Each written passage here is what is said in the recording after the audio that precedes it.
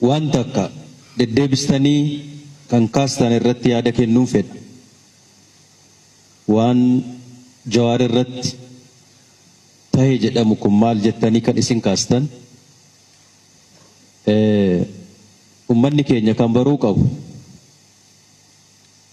akka har'aa ta'uun ta'in kaleessa jijjiiramni kun fiduudhaaf gaafa eegallu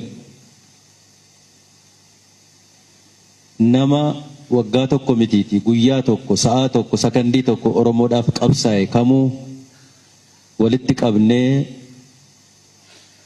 walitti makamnee wal qabanneetu tokkummaa Oromoo ijaarraa karaan keenyaaf karaan keenya sana qofa jenneeti kan biyya ollaa jirullee kan biyya hambaa fagoo jirullee waammannee wabii walii taane humna walii taana humna dabalataa walii taana jenneeti wal affeerre wal waamne kanaan qofa qabsoon Oromoo kan cimuu danda'u tokkummaan Oromoo kan inni cimuu danda'u jenneeti. Sana keessaatii obboleessi keenya nama takka hundi keessanuu akkuma hubattan gaafa miilli isaa biyya kana ejjetu kaasee ulfina guddaaf kabaja guddaan isa simanne hundi keessanuu hin beektu. Sanaan boodas hojii guddaa hojii bal'aa waliin hojjetaa dhufne waliin hojjetaa turre. Kaleessas obboleessa keenya har'as obboleessa keenya borus obboleessa keenya.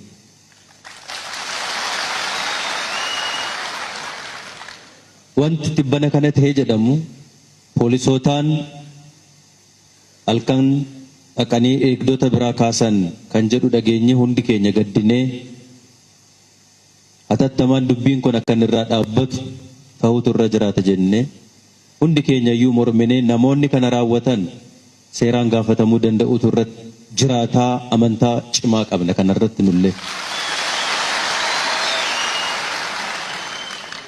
Waan namni baruu qabu ituu obboleessa keenya balleessuu barbaanne hidhuu barbaanne biyya kanattuun affeeru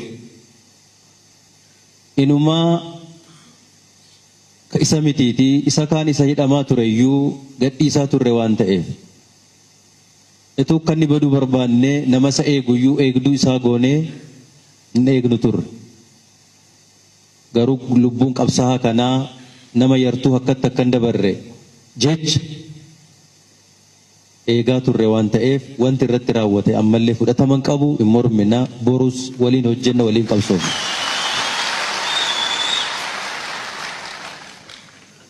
Kanaafuu ummanni keenyas isinis akkasitti hubachuun gaarii. Bakka dogoggorreetti garuu wal mari'achuu qabna. Bakka dogoggorreetti wal sirreessuu qabna. Bakka dogoggorreetti wal gorsuutu nurra jiraata. Malee wal balaaleffachuun, wal yakkuun, wal balleessuun qabsoo saba keenyaa ajjeesaa dadhabsiisaa dhufe malee hin cimsine, hin jabeessine. Kanaaf sanarraa barannee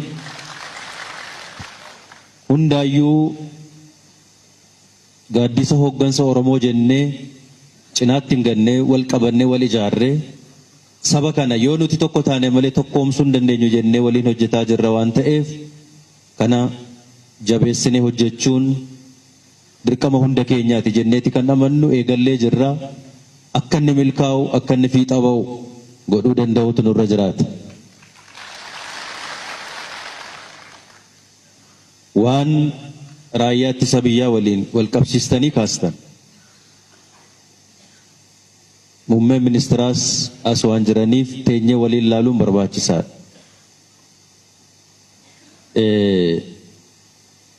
Raayyaan ittisa biyyaa hundi badiin qabu, hundi yakkamaa miti. Yakkamaan garuu isa keessa jiraachuu hin danda'a.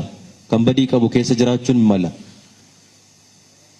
Kana ilaallee sirreessuun dirqama hunda keenyaati waan ta'eef hooggantoota kallattiidhaan humna kana bobbaasan waliin teenyee mari'annee fala akka inni argatu godhuun barbaachisaadha.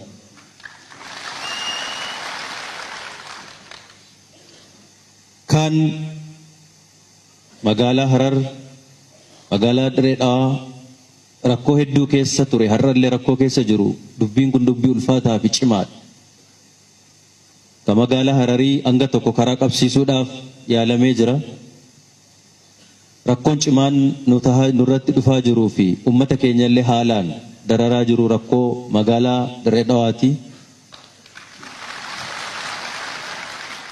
Dubbii kana gadi teenye ilaallee maddi rakkoo kanaa, abbaan rakkoo kanaa, uummata kana kan dararaa jiru eenyu kan jedhu ilaallee falakaa'uun barbaachisaadha. Yeroon isaas har'a waan ta'eef dubbii kanas yoo ilaallee gaarii ta'a jenneeti kan laallu.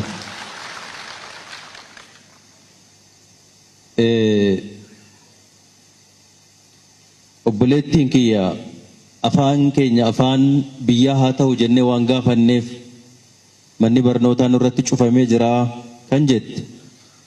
Bara kana keessa kun ta'uu isaatti hin gaddina. Afaan kun afaan kabajamaa uummata bal'aadhaan dubbatamu, afaan guddaadha. Kamis haa ta'u kam inni mana barumsaa har'a cufu soo jiraate nama dogoggore, nama karaarraa kaate, jaallannes jibbines afaan Oromoo afaan biyya kanaa hin ta'a.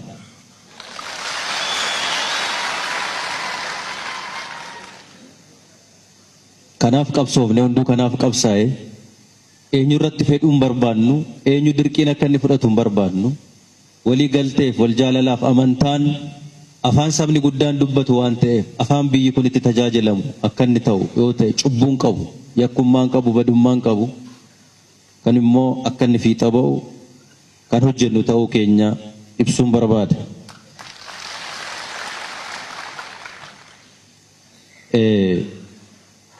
Egaa erga kana jenne rakkoon deddeebi'ee